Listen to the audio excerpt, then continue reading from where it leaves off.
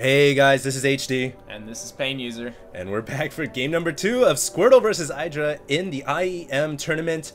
I'm excited here because in the first game we actually saw IdrA take it away pretty convincingly, and I honestly wasn't expecting that. Like you said, Pain User, Squirtle, he's from South Korea. Whenever I face off somebody from South Korea, which isn't very often, they tend to stay on the Korean server and we stay on the North American server. But whenever I face off against someone that is from Korea, I'm always a little tense, a little scared. They're really, really good. I mean, so. I'm even scared to play Korean Americans. Like, say Select, right? Select is a monster. I mean, the guy has like 400 plus APM. He's super good. Watching him play in person just like makes me realize how ridiculously fast and how different their approach to the game is. Like, they practice like at least 10 hours a day, right? They just from raw practice, they're like the Rock Lee and Naruto, just like constantly karate chopping that tree down. Absolutely. And that's how they get so good. Hey, I love Rock Lee and Guy. Hey, they're my role models, man. I live up to be them. I honestly just cast, and I try to get better at casting by just putting in tons of hours. So. Absolutely.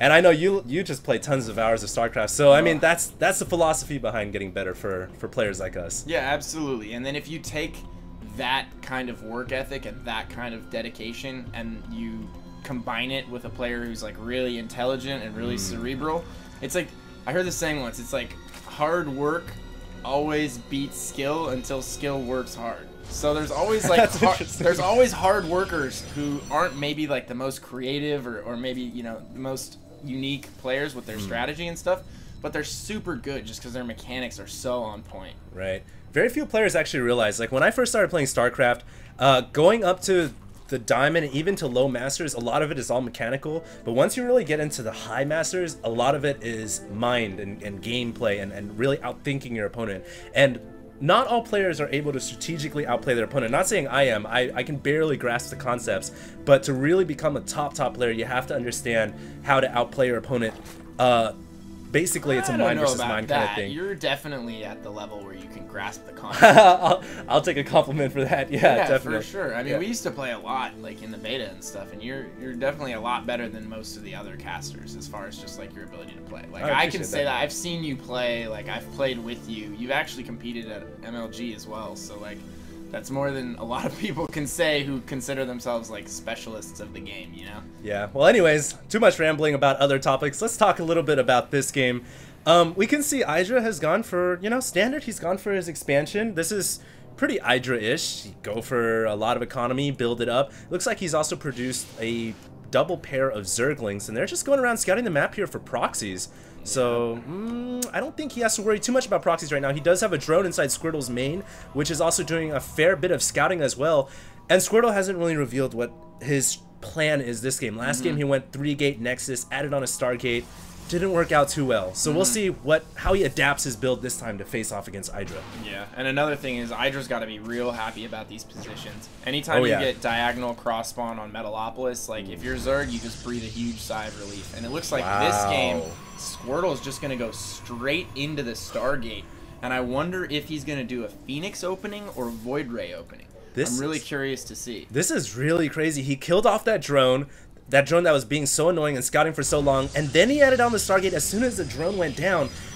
Yeah, I'm curious now to see is he going to throw down a second Stargate, or is he going to stay on one Stargate right now? And what is he going to produce, Void Rays or Phoenixes out of this Stargate? Because that really changes the game plan. If you go for Phoenix, it's more harass heavy. Go for the drone line. If you go for Void Ray, it's more of like a scare your opponent, kill off overlords. It really changes the game style and sets the tone for the rest of the game. Now, if we look at IdrA's player cam view, he did see the double gas, so maybe he's gonna have a bit of an edge at knowing that it's gonna be some kind of gas-intensive opening. And we do have chrono boosted Void Rays coming out. Yeah, so it looks like he is gonna go with the Void Rays. Phoenixes, yeah, is definitely much more harass-oriented, harass-intensive. You're gonna be picking off overlords. You're gonna get map control. You're gonna try and catch drones where you can. The Void Ray kind of fills the same purpose. You can still get overlords, you can still get map control, and then you also have the added potential of maybe just like killing a queen and perhaps him being out of air defense at his natural or something like that, and you can also get a few drones. So And then obviously the Void Ray just adds in and mixes into your army much better than Phoenixes do later on in the game. Absolutely. The Void Rays are just such a great complementary unit to the whole Protoss army. Sentries, cutting the army in half, Colossus plus Void Rays, very, very deadly. Note we do have a pylon proxy place right outside the natural of IdrA's base. IdrA is still very much scouting out for what kind of units are coming, and now he's going to see the Void Ray. Actually, the Void Ray did kill off an Overlord, so IdrA has been... IdrA already knows that there is indeed something coming out here. And I really like how IdrA positioned these Lings and ran through here, because on the new Metalopolis, they changed the way all the smoke works, and people can actually hide mining units in these little nooks in the smoke, and you can't see them anymore. They stay completely out of sight. It's kind of crazy. So IdrA was checking there to make sure you could pick off any probe that was still chilling in there. Exactly. Really Protoss players will leave a probe in there and then drop a mid-game proxy in your mineral line or something like that. Really, really smart. It looks like Squirtle here is gonna not see the hatchery. IdrA also doesn't see the proxy pylon. Now Squirtle brings his Void Ray in, and this is where IdrA is gonna be tested. Can he save the hatchery in time? He's gonna bring his two very, very slow queens up. Oh, these queens are gonna be very vulnerable to the forces Squirtle is pushing out right here from his two bases.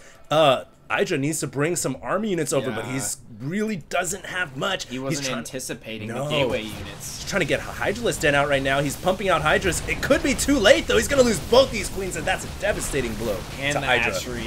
Yeah. Got his third denied, 2 queens down, had to cancel the hatchery, and he only has 6 Zerglings and 2 Roaches, and he's not even microing them right now. It looks like he was really just caught off guard by that. I think he knows at this point that there's really nothing he can do. I think IdRA's going to lose this game right here, right now. IdrA, I don't think he was expecting this quick push. Wow.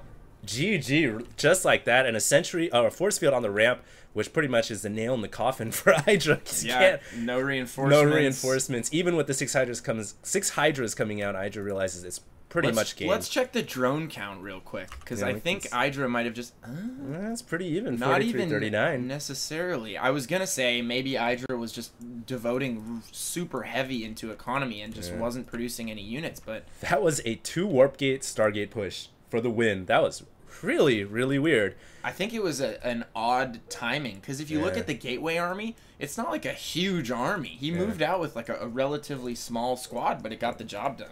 Anyways, I just wanted to, before we go on to game number 3, it is currently 1-1, by the way, guys. I just wanted to mention Strat Bunker once again and let Pain User put in a little input on that and give you guys a little bit of the background information. Largely, Strat Bunker is just a group of friends who also play StarCraft 2 competitively, and HD is a friend of ours. He's also part of it. We give lessons. We release instructional videos and how-to guides, but it's more for the competitive player or somebody who wants to learn to be a competitive StarCraft player. There's not a whole lot of commentary or anything like that. It's a lot more in-depth and heavy. So yeah, check out the website. I think that's where you guys can actually book lessons with some of the top players, including I might be actually putting myself up there. And I know Pain User is up there along with a lot of other top players. So if you guys were looking for more personal one-on-one lessons, go ahead and check that out. And we're going to move on to game number 3.